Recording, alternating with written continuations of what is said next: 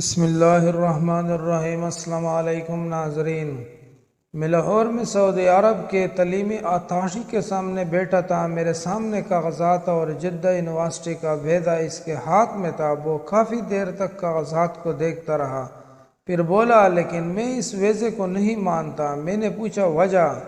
اس نے کہا تعلیم تو ٹھیک ہے مگر تمہارا تجربہ انڈسٹری کا ہے، تدریس کا تجربہ تو صفر ہے۔ اس کو پڑھنے کا کوئی تجربہ ہی نہیں ہو، وہ کیا پڑھے گا؟ میں نے کہا سر لیکن جدہ میں رئیس القسم نے میرا ٹیسٹ اور پڑھائی کا طریقہ دیکھ کر میری سفارت کی تھی، انٹرویو ہوا تھا، اس کے بعد یہ وعدہ دیا گیا۔ اس کے ہونٹوں پر ایک مسکراہٹ پھیل گئی۔ بولا ضروری نہیں کہ اگر انہوں نے غلطی کی ہو تو میں بھی غلطی کروں۔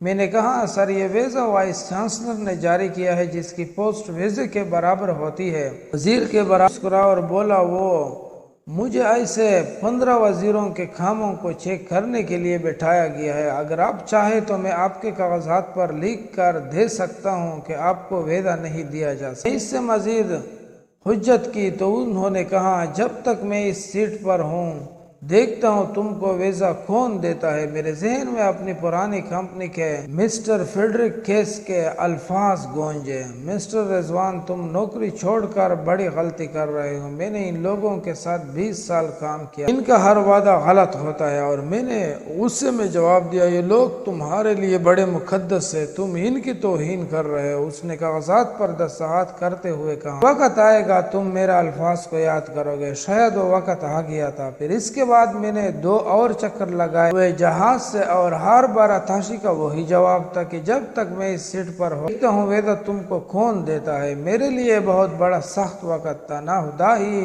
ملا نہ وصال صنم۔ 2 مہینے بے روزگاری کے ہو چکے تھے۔ میں سخت ٹینشن میں بیٹھا تھا۔ بیل کی گھنٹی دروازے پر کرنے والا تھا، کوئی 70 سال کا ہوگا، بالکل ہڈیوں کا ڈھانچہ، میلا کچیلا، پیوند لگے سینے میں، نہلایا ہوا، کہنے لگا صاحب 10 سال ہو گئے ان گلیوں میں چکر لگاتے، آج پہلی بار کسی کے گھر کی بیل بجائی ہے۔ میں نے حیرت سے کہا ہاں بولو۔ کہنے لگا یہاں نہیں، وہاں نیم کے پیڑ کے نیچے چبوترے پر بیٹھ کر آرام سے بات کرنی ہے۔ میں تصوف کے عالم میں اس کے ساتھ چل پڑا۔ کہنے لگا صاحب میری اکلوتی بچی کی شادی ہونے والی ہے، شادی میں صرف 1 ہفتہ باقی ہے مگر میرے پاس ایک پیسہ نہیں ہے۔ آج کل کام بھی بہت مند ہے، کئی لوگوں سے ادھار مانگا، سب نے منع کر دیا۔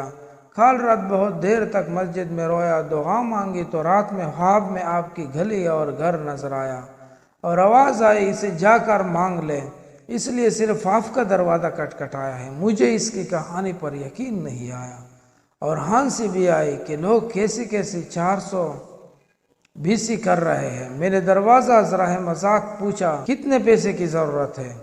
صاحب سادگی سے رخصتی کرنی ہے، زیورات تو میں اپنی بیوی کا چڑھا دوں گا مگر 5-6 جوڑے اور شادی کا کھانا تو کرنا ہی ہے، کوئی 30,000 کا خرچہ ہوگا۔ میں نے سوچا 50,000 تو آج کل صرف دلہن کے بیوٹی پارلر میں ہی خرچ ہو جاتے ہیں، یہ رقم میرے لیے بہت معمولی اگر میں ہر کام کر رہا ہوتا، مگر اب اس بے روزگاری میں یہ میرے لیے بہت بڑی رقم تھی۔ میں خاموش سا ہو گیا۔ وہ بولا صاحب آپ میرے ساتھ میرے گھر چلے اور میرے محلے والوں سے پوچھ لے، یہ جھوٹی کہانی نہیں ہے، میں غریب ضرور ہوں مگر ایماندار ہوں، قسطوں میں آپ کی رقم لوٹا۔ آنکھوں میں آنسو تھے اور چہرے پر بے چار گیا اور لجا جا۔ وہ پیر بولا میں کبھی بیل نہیں بجاتا اگر یہ خواب نہ دیکھتا، میں عجیب شش و پنج میں مبتلا تھا، مجھے کیا کرنا ہے؟ کہاں پڑا تھا کہ تنگی ہو تو خدا سے تجارت کیا کرو اور کبھی نہ امید نہیں کرتے۔ 30,000 دینے کا مطلب یہ تھا کہ آپ واپسی کی کوئی امید۔ میں گیا اور 30,000 اس کے ہاتھ میں رکھ دیا، اس نے میرے ہاتھ چوم لیا اور رونے۔ 15 دن بعد پھر اس نے دروازہ کھٹکھٹایا۔ میں نے غصے سے پوچھا آپ کیا مسئلہ ہے؟ پیر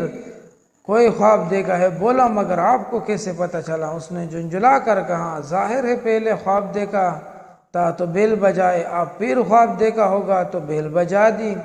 جلدی بتاؤ مجھے بہت کام ہے۔ کہنے لگا صاحب کل عشاء کی نماز پڑھ کر دعا کی مولا قرض کو تو دلا دیا ہے، اب ادائیگی میں بھی مدد کر دے، اور سو گیا۔ پھر آپ کا گھر نظر آیا، آواز آئی تیرا قرض ادا کر دیا گیا ہے، جا کر بتا دے کہ اس کا بھی کام کر دیا گیا۔ سمجھ میں تو کچھ نہیں آیا۔ میں نے کہا ٹھیک ہے جاؤ میں نے تم سے کون سا قرض وصول کرنا تھا، لیکن کمرے میں آ کر میں کافی دیر تک سوچتا رہا۔ پھر والدہ سے مشورہ کیا تو وہ بولی تم کل ہی لاہور جاؤ، ہو سکتا ہے قدرت کوئی راستہ نکالے۔ میں نے تنگ آ کر 3 بار تو جا چکا ہوں، تو بس ایک ہی بات کہتا ہے جب تک میں اس سیٹ پر ہوں دیکھتا ہوں تم کو کون وعدہ دیتا ہے، تو اس کو میرا چہرہ بھی زبانی یاد ہوگا۔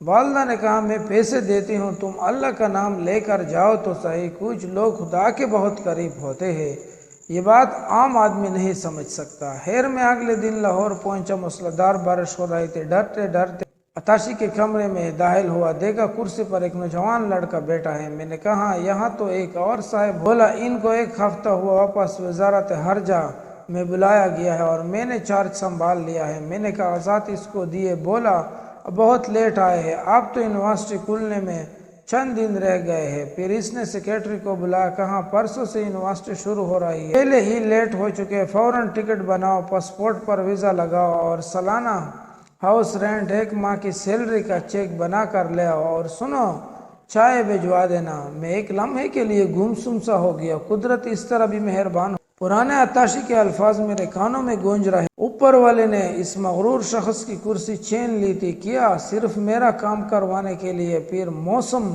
میں نے گفتگو شروع کر دی، بہت موسلادھار بارش ہو رہی تھی، بڑی مشکل آنے میں، تو انہوں نے بڑے شائستہ الفاظ میں جواب دیا کہ آپ لوگ بڑے خوش قسمت ہیں، ہم تو ایسے موسم کو ترستے ہیں۔ پر تو حیرتوں کے پہاڑ ٹوٹ گئے، اس کی اردو سن کر، میرا حیران چہرہ دیکھ کر وہ ہنسا، بولا میں نے یہیں سے تعلیم حاصل کی ہے، پاکستانی ایک ذہین، محنتی اور بڑی نواز قوم ہے، میں ان سے محبت کرتا ہوں، خاص طور پر استادوں سے۔ چائے ختم ہو گئی تھی، پاسپورٹ، ٹکٹ اور چیک میرے ہاتھ میں تھا۔ مجھے 3 ڈبے والے کے خواب کے الفاظ یاد آ گئے، تمہارا قرض ادا کر دیا گیا ہے، لیکن ایسی ادائیگی کا تو میں سوچ بھی نہیں سکتا تھا۔ سب دوستوں سے گزارش ہے کہ اپنے غریب لوگوں جو بھی معاشرے میں ہو اس کے ساتھ ضرور بھلائی کیا کرے، خدا آپ کے کام میں بھی آسانی پیدا کرتا ہے۔